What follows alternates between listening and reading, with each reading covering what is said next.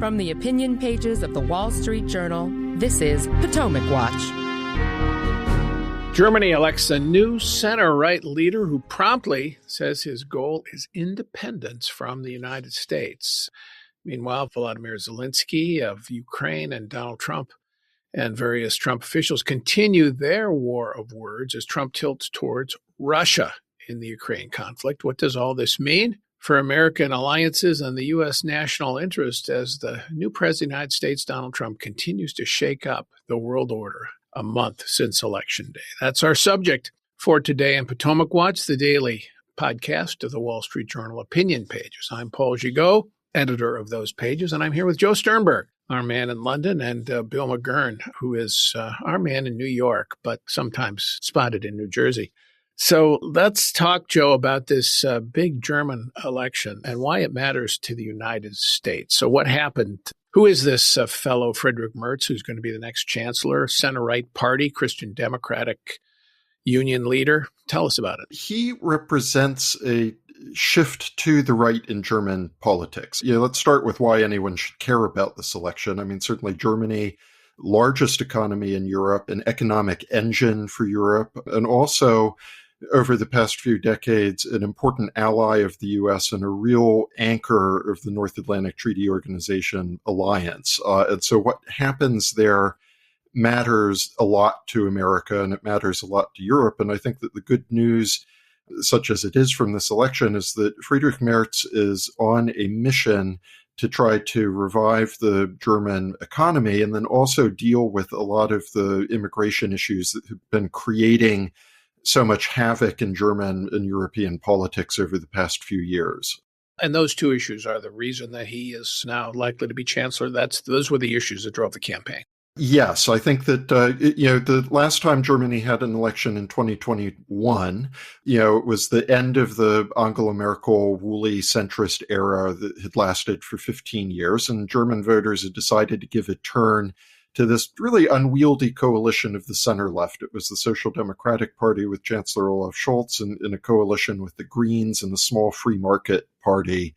And that fell apart at the end of last year because these parties couldn't agree on key issues like what they were going to do about the country's energy crisis, how they were going to try to get the economy back on track.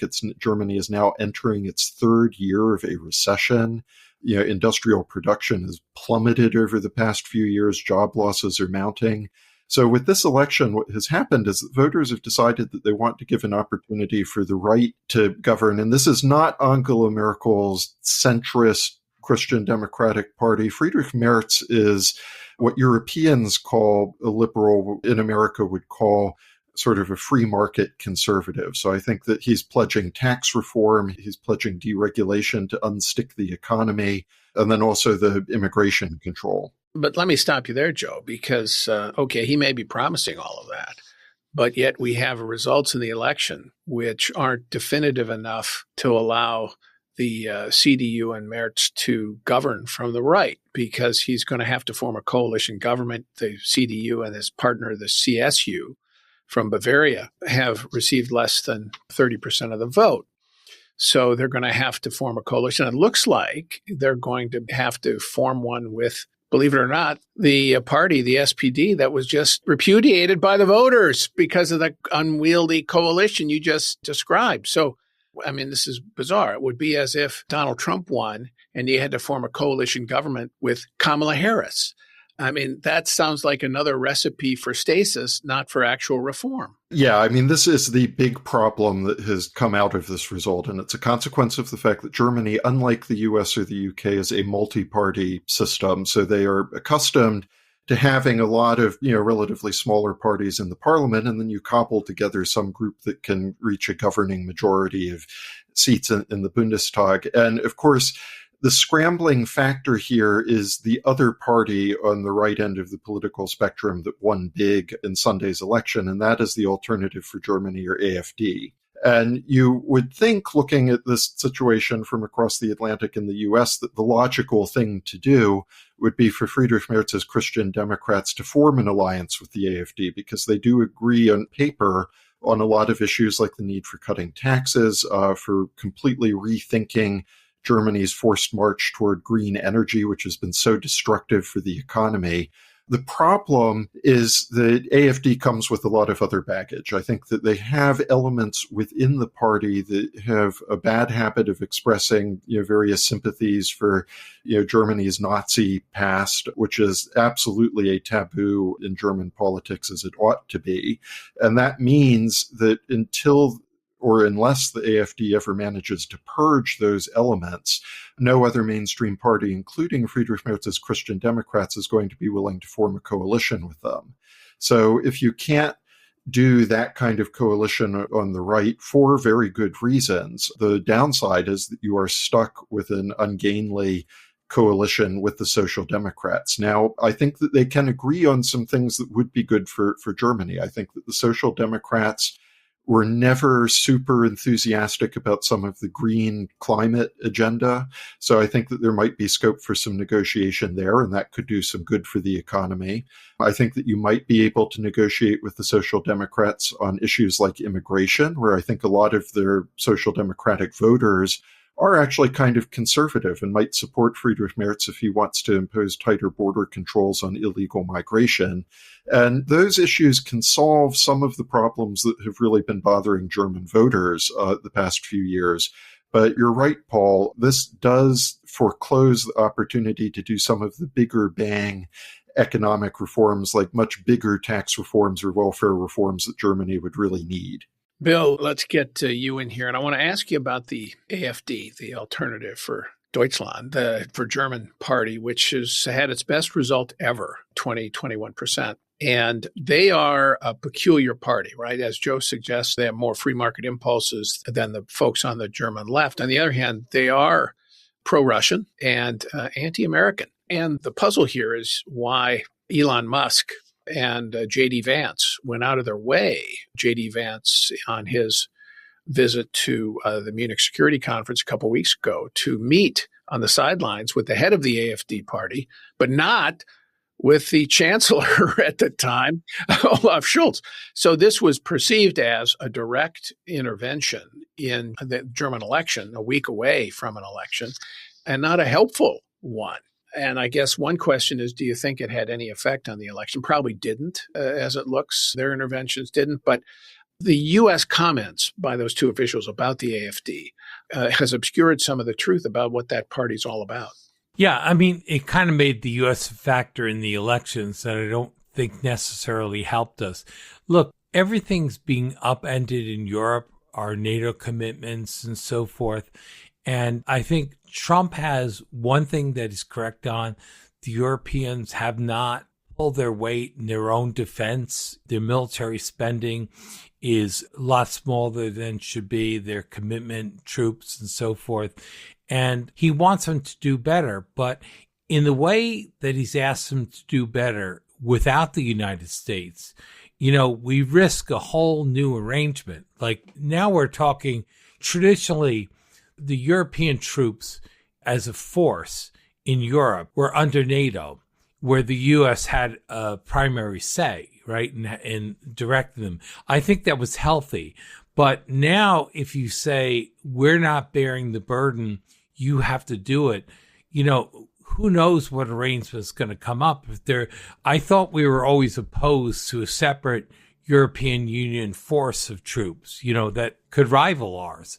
So I think it's just open what it's going to look like. As Joe says, the fact that Germany is a multi-party democracy and coalition governments. So even though the Christian Democrats won, and I think that speaks well their agenda, as Joe pointed out, for different reasons, it's going to be very hard to implement that agenda.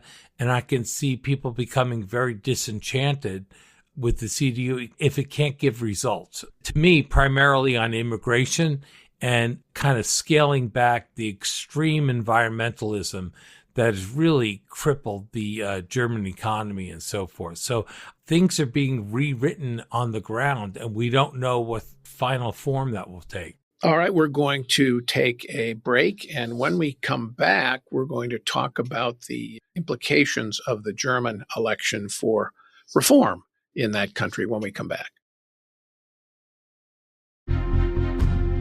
Welcome back. I'm Paul Gigot here on Potomac Watch, the daily podcast of the Wall Street Journal opinion pages with Bill McGurn and Joe Sternberg. When you have a centrist coalition that doesn't work, as the last couple of coalitions in Germany have not, the only alternative, the only opposition is the fringes, and they tend to gain. So the AfD is sitting on the sidelines waiting for failure if the Merz coalition, however it is formed, cannot deliver good results. But Joe, I want to zero in on some of the comments by Merz after the election regarding the U.S. And he said the interventions from Washington were no less dramatic and drastic and ultimately outrageous than interventions we have seen from Moscow. So that's really striking. And then he said, my absolute priority will be to strengthen Europe as quickly as possible so that step by step we can really achieve independence from the USA. I would never have believed that I would have to say something like that on television, but at the very least, after Donald Trump's statements last week, it is clear that the Americans, at least this part of the Americans in this administration, are largely indifferent to the fate of Europe, end quote. Now, hearing that from a leader of the European left might not have been surprising, but to hear that from a leader of the German right, center right, is surprising and notable. And it's clear that whatever the impact of the last 2 weeks have been on the German election, they really have had a seismic impact on Merz and I think on a lot of other leaders across Europe. Yeah, I mean, and point out, hearing something like that from any French politician also wouldn't be surprising.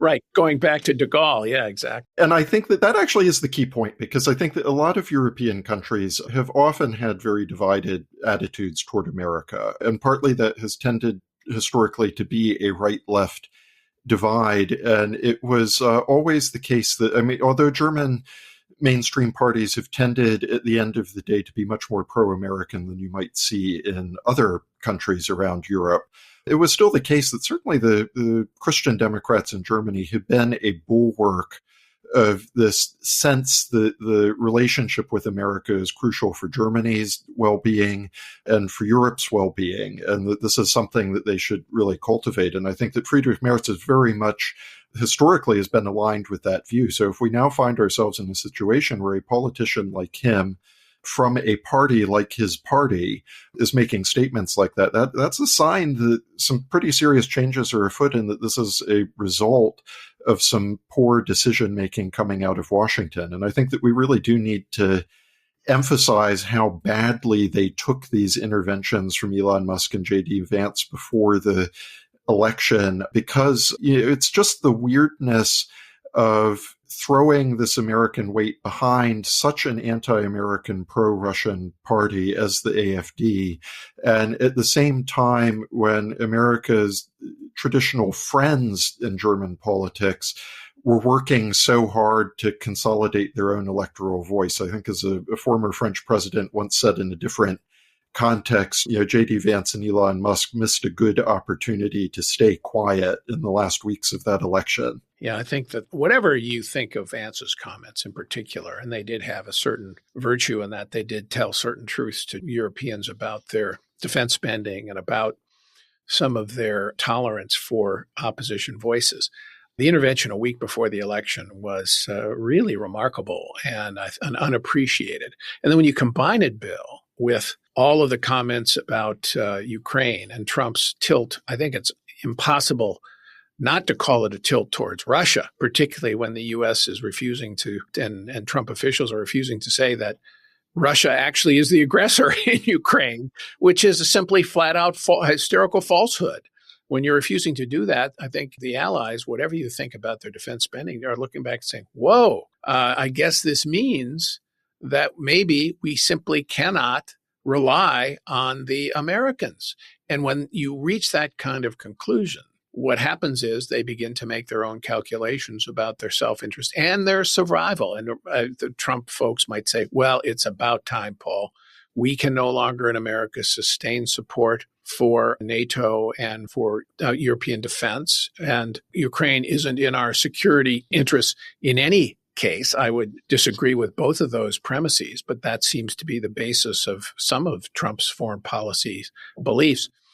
But that has consequences, and it's going to have consequences for the alliance. And the bigger question I have is, are we watching right before our eyes the unraveling of the transatlantic alliance after all of these decades? Well, we're certainly seeing chips in it. As you mentioned, I mean, I think what makes Donald Trump different, again, he's right to complain. The Europeans need to do more, both in spending and troops and assertive, relations with Russia. They need to do more. And the difference is he seems to be willing to risk it all. Like when he says you're on your own, I think people in Europe get the impression he's really leaving it to us. He's going to leave us on our own if we're not careful. And look, that leads to all sorts of things. I thought Zelensky made a huge mistake last year when he campaigned with Democrats in Pennsylvania, a swing state, before the election. And Trump was going to notice that, right? And hold it against him. He already didn't like. So there are a lot of mistakes when you get into the actual politics of other countries. I'm hoping it wakes the Europeans up and we avoid it, but I don't know whether it would bother Trump to see the NATO alliance busted up, or at least become kind of ineffectual, not the way it was. And if I were Donald Trump in the U.S., I think U.S. interests are better served than European forces under NATO, than separate forces and all things. Look at what they're doing now. Imagine if they had troops and a different alliance to go their own way. I think that could be chaos for the United States. So we don't know where all this is going. The president's defenders would say at the end of the day, this is just negotiating tactics, and we're going to solidify the old regime, just force them to wake up. Sometimes you don't have control over the consequences of your actions.